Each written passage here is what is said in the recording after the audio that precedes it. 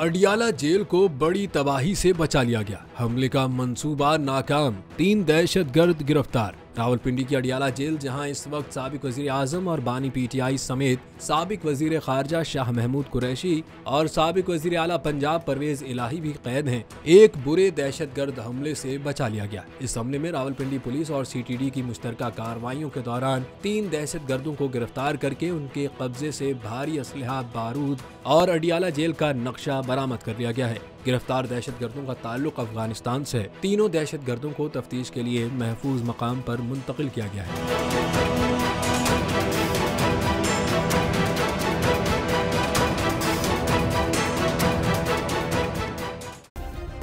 Subscribe करें और bell दबाएं ताकि कोई खबर रह न जाए।